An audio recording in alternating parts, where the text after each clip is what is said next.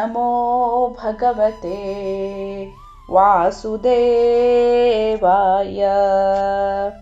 ಹರೇ ಕೃಷ್ಣ. ನಾವೀಗ ಶ್ರೀಮದ್ ಭಾಗವತದ 1ನೇ ಸ್ಕಂದದ 17ನೇ ಅಧ್ಯಾಯದಲ್ಲಿದ್ದೇವೆ. 17ನೇ ಅಧ್ಯಾಯದ ಕೊನೆಯ ಕೆಲವು ಶ್ಲೋಕಗಳನ್ನು ಇವತ್ತು ನಾವು ನೋಡ್ತಾ ಹೋಗೋಣ. ಹಿಂದಿನ ಶ್ಲೋಕಗಳಲ್ಲಿ ಯಾವ ರೀತಿ ಪರೀಕ್ಷಿತ ಮಹಾರಾಜ ತನ್ನ ರಾಜ್ಯದಲ್ಲಿ ಧರ್ಮವನ್ನು ಸ್ಥಾಪಿಸಲಿಕ್ಕಾಗಿ ಕಲಿಪುರುಷನನ್ನ ಎಲ್ಲೆಲ್ಲಿ ನೆಲೆ ನಿಲ್ಲಲು ಹೇಳಿದ, ಹಾಗೆಯೇ ಆತ ಧರ್ಮಪುರುಷನಾದಂತಹ ವೃಷಭನ ನಷ್ಟವಾಗಿದ್ದ 3 ಪಾದಗಳನ್ನ ಪುನಃ ಸ್ಥಾಪನೆ ಮಾಡಿದ, ಹಾಗೆಯೇ ತನ್ನ ಪ್ರೋತ್ಸಾಹಕರವಾದ ಮಾತುಗಳಿಂದ ಅತ್ಯಂತ ದುಸ್ಥಿತಿಗೆ ತಲುಪಿದ್ದಂತಹ ಭೂದೇವಿಯನ್ನ ಯಾವ ರೀತಿ ಸಂತೈಸಿದ ಅನ್ನುವಂಥದ್ದನ್ನ ನೋಡಿದ್ದೇವೆ. ಇವತ್ತಿನ ಶ್ರೀಮದ್ ಭಾಗವತದ ಶ್ಲೋಕಗಳನ್ನು ನೋಡ್ತಾ ಹೋಗೋಣ.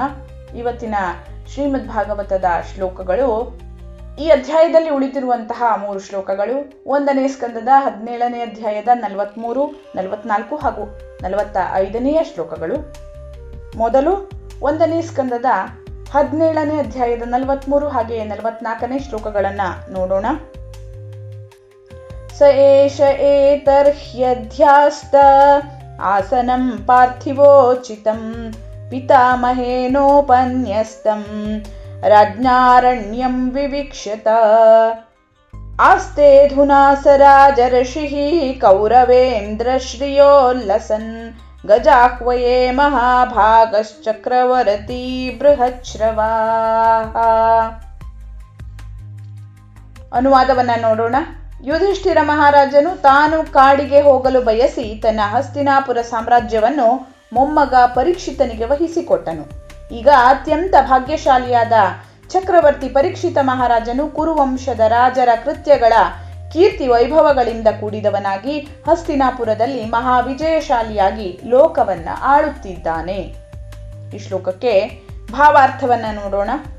ನೈಮಿಷಾರಣ್ಯದಲ್ಲಿ ಋಷಿಗಳು ಕೈಗೊಂಡ ದೀರ್ಘಕಾಲದ ಯಜ್ಞ ಸಮಾರಂಭಗಳು ಪರೀಕ್ಷಿತ ರಾಜನು ತೀರಿ ಹೋದ ಸ್ವಲ್ಪ ಕಾಲದಲ್ಲಿ ಪ್ರಾರಂಭವಾದವು.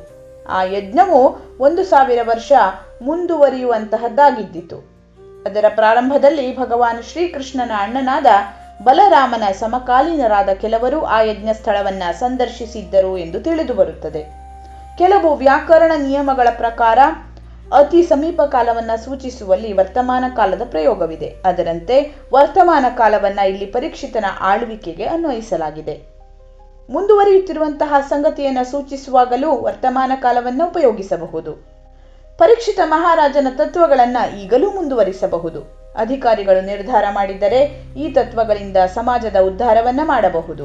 ಪರೀಕ್ಷಿತ ಮಹಾರಾಜನಂತೆ ನಾವು ಕೂಡ ಕಾರ್ಯ ಕೈಗೊಳ್ಳಲು ದೃಢ ನಿರ್ಧಾರವನ್ನ ಮಾಡಿದರೆ ಕಲಿಪುರುಷನಿಂದ ಪ್ರಚುರವಾದ ನೀತಿಬಾಹಿರ ಚಟುವಟಿಕೆಗಳನ್ನ ರಾಜ್ಯದಿಂದ ಕಿತ್ತೊಗೆಯಬಹುದು. ಪರೀಕ್ಷಿತನು ಕಲಿಪುರುಷನಿಗೆ ಇರಲು ಸ್ವಲ್ಪ ಸ್ಥಳವನ್ನ ನೀಡಿದನು. ಆದರೆ ನಿಜಕ್ಕೂ ಪ್ರಪಂಚದಲ್ಲಿ ಅಂತಹದ್ದೊಂದು ಸ್ಥಳವನ್ನ ಕಲಿಪುರುಷನು ಕಾಣದಾದನು. ಏಕೆಂದರೆ ಪರೀಕ್ಷಿತ ರಾಜನು ಜೂಜು, ಮದ್ಯಪಾನ, ವ್ಯಭಿಚಾರ, ಪ್ರಾಣಿವಧೆಗಳು ಎಲ್ಲಿಯೂ ನಡೆಯದಂತೆ ಕಟ್ಟುನಿಟ್ಟಾಗಿ ಎಚ್ಚರವನ್ನ ವಹಿಸಿ ನೋಡಿಕೊಂಡಿದ್ದನು. ಆಧುನಿಕ ಆಡಳಿತಗಾರರು ರಾಜ್ಯದಿಂದ ಭ್ರಷ್ಟಾಚಾರವನ್ನ ತೊಲಗಿಸಲು ಇಚ್ಛಿಸುತ್ತಾರೆ. ಆದರೆ ಅವರು ಮೂಢರಾಗಿರುವುದರಿಂದ ಅದನ್ನ ಹೇಗೆ ಈಡೇರಿಸುವುದೆಂದು ತಿಳಿಯರು. ಅವರು ಜೂಜಿನ ಮನೆಗಳಿಗೂ, ಮದ್ಯದ ಅಂಗಡಿಗಳಿಗೂ, ಮತ್ತಿತರ ಮಾದಕ ದ್ರವ್ಯಗಳಿಗೂ, ಹಾಗೆಯೇ ಅನೇಕ ಹೋಟೆಲ್ಗಳು, ಸಿನಿಮಾ ಗೃಹಗಳು, ಆ ಎಲ್ಲ ಸ್ಥಳಗಳಿಗೆ ತಮ್ಮದೇ ಆದ ಅಸತ್ಯದ ವ್ಯವಹಾರಗಳಿಗೂ ಕೂಡ ಅಧಿಕಾರ ಪತ್ರವನ್ನ ಕೊಡಲು ಇಚ್ಛಿಸುತ್ತಾರೆ. ಅದೇ ಸಮಯದಲ್ಲಿ ಭ್ರಷ್ಟಾಚಾರವನ್ನ ರಾಜ್ಯದಿಂದ ಹೊರದಬ್ಬಲು ಬಯಸುತ್ತಾರೆ. ದೈವ ಪ್ರಜ್ಞೆ ಇಲ್ಲದೆ ದೇವರ ಸಾಮ್ರಾಜ್ಯವನ್ನ ಬಯಸುತ್ತಾರೆ. ಪರಸ್ಪರ ವಿರುದ್ಧದ 2 ಸಂಗತಿಗಳನ್ನ ಹೊಂದಿಸಲು ಹೇಗೆ ತಾನೇ ಸಾಧ್ಯ? ನಾವು ರಾಜ್ಯದಿಂದ ಭ್ರಷ್ಟಾಚಾರವನ್ನ ಹೊರಗೆ ದಬ್ಬಲು ಬಯಸುವುದಾದರೆ ಮೊದಲು ಧರ್ಮತತ್ವಗಳಾಗಿರುವಂತಹ ತಪಸ್ಸು, ಶುದ್ಧತೆ, ದಯೆ, ಸತ್ಯನಿಷ್ಠೆಗಳನ್ನ ಒಪ್ಪಿಕೊಳ್ಳುವಂತೆ ಸಮಾಜ ಸಂಘಟನೆಯನ್ನ ಮಾಡಬೇಕು. ಅದಕ್ಕಾಗಿ ಪರಿಸ್ಥಿತಿಯನ್ನ ಅನುಕೂಲಪಡಿಸಲು ಜೂಜು, ಮದ್ಯಪಾನ, ಹಾದರ ಮತ್ತು ಅಸತ್ಯಾಚರಣೆಯ ಸ್ಥಳಗಳನ್ನ ಮುಚ್ಚಿಸಬೇಕು. ಇವು ನಮಗೆ ಶ್ರೀಮದ್ ಭಾಗವತದ ಪುಟಗಳಲ್ಲಿ ದೊರೆಯುವ ಕೆಲವು ವ್ಯಾವಹಾರಿಕ ಪಾಠಗಳಾಗಿವೆ. ಮುಂದಿನ ಶ್ಲೋಕ ಈ ಅಧ್ಯಾಯದ ಕೊನೆಯ ಶ್ಲೋಕ 45ನೇ ಶ್ಲೋಕ. ಇತ್ತಂ ಭೂತಾನುಭಾವೋಯಂ ಅಭಿಮನ್ಯುಸುತೋ ನೃಪಃ ಯಸ್ಯ ಪಾಲಯತಃ ಕ್ಷೌಣೀಂ ಯೂಯಂ ಸತ್ರಾಯ ದೀಕ್ಷಿತಾಃ. ಅಭಿಮನ್ಯುವಿನ ಮಗನಾದ ಪರೀಕ್ಷಿತ ಮಹಾರಾಜನು ಅದೆಷ್ಟು ಅನುಭವ ಸಂಪನ್ನನೆಂದರೆ ಅವನ ಪರಿಣತ ಆಡಳಿತ ಮತ್ತು ಪೋಷಕತ್ವದ ಪ್ರಭಾವದಿಂದ ನಿಮಗೆ ಇಂತಹದೊಂದು ಯಜ್ಞವನ್ನ ಮಾಡಲು ಸಾಧ್ಯವಾಗಿದೆ. ಈ ರೀತಿಯಾಗಿ ಸೂತ ಪುರಾಣಿಕರು ಅಲ್ಲಿರುವಂತಹ ಋಷಿ ಮುನಿಗಳನ್ನ ಕುರಿತು ಹೇಳ್ತಾ ಇದ್ದಾರೆ. ಈ ಶ್ಲೋಕಕ್ಕೆ ಭಾವಾರ್ಥವನ್ನ ನೋಡೋಣ. ಬ್ರಾಹ್ಮಣರು ಮತ್ತು ಸನ್ಯಾಸಿಗಳು ಸಮಾಜವನ್ನ ಆಧ್ಯಾತ್ಮಿಕ ಪ್ರಗತಿಯಲ್ಲಿ ಒಯ್ಯಲು ಪರಿಣತರು. ಕ್ಷತ್ರಿಯರು ಅಥವಾ ಆಡಳಿತಗಾರರು ಮಾನವ ಸಮಾಜದ ಲೌಕಿಕ ಶಾಂತಿ ಸಮೃದ್ಧಿಗಳ ಸಾಧನೆಯಲ್ಲಿ ನಿಪುಣರು. ಈ ಎರಡು ಬಗೆಯವರು ಸಕಲ ಸೌಖ್ಯಗಳ ಆಧಾರ ಸ್ತಂಭಗಳಾಗಿರುತ್ತಾರೆ. ಆದುದರಿಂದ ಅವರು ಸಾಮಾನ್ಯ ಹಿತಕ್ಕಾಗಿ ಪೂರ್ಣ ಸಹಕಾರ ನೀಡಲಿಕ್ಕೆ ಇರುವವರು. ಪರೀಕ್ಷಿತ ಮಹಾರಾಜನು ಕಲಿಯನ್ನು ಅವನ ಕಾರ್ಯಕ್ಷೇತ್ರದಿಂದ ಹೊಡೆದೋಡಿಸಲು, ಅದರಿಂದಾಗಿ ರಾಜ್ಯವನ್ನ ಆಧ್ಯಾತ್ಮ ಜ್ಞಾನದ ಬೆಳಕನ್ನ ಸ್ವೀಕರಿಸುವಂತೆ ಮಾಡಲು ಬೇಕಾಗುವ ಅನುಭವವುಳ್ಳವನು. ಜನಸಾಮಾನ್ಯರು ಸ್ವೀಕರಿಸುವ ಗುಣವಿಲ್ಲದವರಾದರೆ ಅವರಲ್ಲಿ ಆಧ್ಯಾತ್ಮ ಜ್ಞಾನದ ಅವಶ್ಯಕತೆಯ ಪ್ರಭಾವವನ್ನು ಉಂಟು ಮಾಡುವುದು ಕಷ್ಟಕರ. ತಪಸ್ಸು, ಶುದ್ಧತೆ, ದಯೆ, ಸತ್ಯನಿಷ್ಠೆಗಳು ಧರ್ಮದ ಮೂಲಭೂತ ತತ್ವಗಳಾಗಿದ್ದು ಆಧ್ಯಾತ್ಮ ಜ್ಞಾನ ಅಭಿವೃದ್ಧಿಯ ಸ್ವೀಕಾರಕ್ಕೆ ಭೂಮಿಕೆಯನ್ನು ಸಿದ್ಧಪಡಿಸುತ್ತವೆ.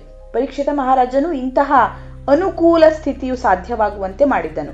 ಹೀಗೆ ನೈಮಿಷಾರಣ್ಯದ ಋಷಿಗಳು 1000 ವರ್ಷಗಳವರೆಗೆ ಯಜ್ಞಗಳನ್ನು ಮಾಡಲು ಶಕ್ತರಾದರು. ಬೇರೆ ಮಾತುಗಳಲ್ಲಿ ಹೇಳುವುದಾದರೆ ರಾಜ್ಯದ ಸಹಾಯವಿಲ್ಲದಿದ್ದರೆ ಯಾವ ದಾರ್ಶನಿಕ ತತ್ವಗಳಾಗಲಿ ಅಥವಾ ಧರ್ಮ ತತ್ವಗಳಾಗಲಿ ಪ್ರಗತಿಗೊಳ್ಳಲಾರವು.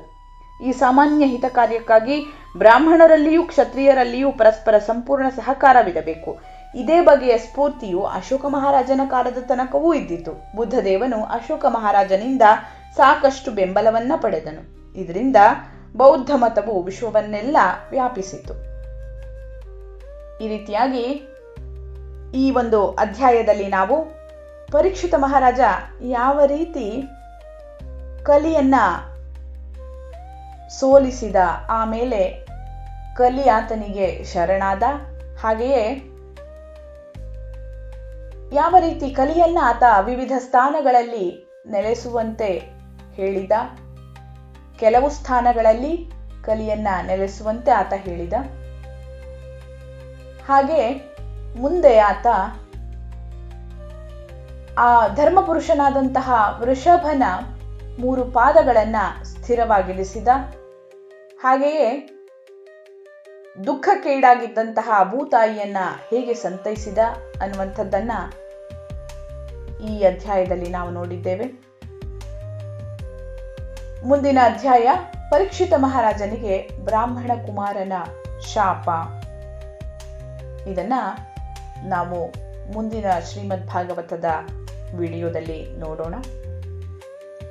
ಧನ್ಯವಾದಗಳು. ಲೋಕಾಃ ಸಮಸ್ತಾಃ ಸುಖಿನೋ ಭವಂತು.